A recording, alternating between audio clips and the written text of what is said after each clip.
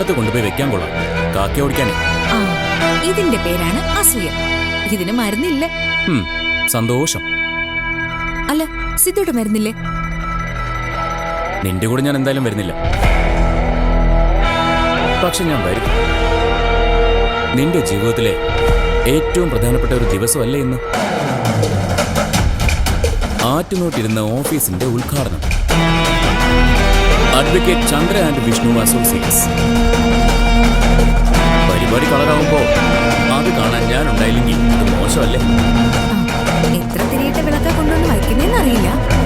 പ്രധാനപ്പെട്ടവരെ കൊളുത്തി തിരി വല്ലതും ബാക്കിയുണ്ടെങ്കിൽ ഒരെണ്ണ സിദ്ധുവെണ്ണം കൊളുത്തണം. സോറി, അത് വേണ്ടി വരുന്നൊന്നും തോന്നുന്നില്ല. അതെന്താ? അല്ല, അതിനു മുൻപേ തിരി മുഴുവൻ കൊളുത്തിക്കളയും. ഓ, അങ്ങനെ. ഞാൻ കരുതി പല നെഗറ്റീവും പറയാൻ പോവാന്ന്. കൃത്യസമയത്ത് വന്ന് പരിപാടി തകർക്കുന്നതിൽ എക്സ്പേർട്ട് ആണല്ലോ സിദ്ധുട്ടൻ. അതേ ലൈൻ എന്റെ കാര്യത്തിൽ സ്വീകരിച്ചു എന്ന് ഞാനങ്ങ് വിചാരിച്ചു. ഈ സ്വർഗം പണിയുന്നതാരാ? നമ്മളാ. നരകം പണിയുന്നതോ? അതും നമ്മളാ. അവനവന്റെ പ്രവൃത്തികളുടെ ദോഷമാണ് ഓരോരുത്തരും അനുഭവിച്ചുകൊണ്ടിരിക്കുന്നത്. അതിന് മറ്റുള്ളവരെ കുറ്റപ്പെടുത്തിയിട്ട് ഒരു കാര്യമില്ല. ഉണ്ടോ?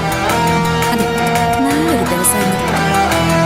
ഒരു തർക്കത്തിന് ഞാൻ ഏതായാലുമില്ല. അതിനുള്ള ടൈമും ഇല്ല. ഇതുപോലൊരു ഓഫീസും ഉദ്ഘാടനവും ഒക്കെ എന്റെ സ്വപ്നമായിരുന്നു. അത് നടക്കാൻ പോവാ.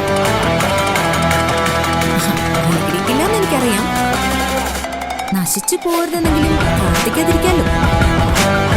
All the best. നന്നായി വരട്ടെ. Thank you. വരുമ്പോ കൂട്ടുകാരെയും കൂടെ വിളിച്ചു. അവളൊന്ന് കാണട്ടെ. ഭർത്താവിന്റെ സഹായം ഇല്ലെങ്കിലും എനിക്കും പലതും ആവാൻ പറ്റുമെന്ന്.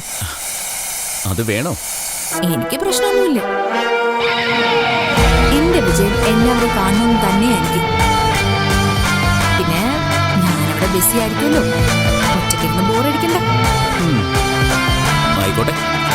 എന്നാ ഞാൻ ഇറങ്ങട്ടെ. ഓ, പ്ലീസ്.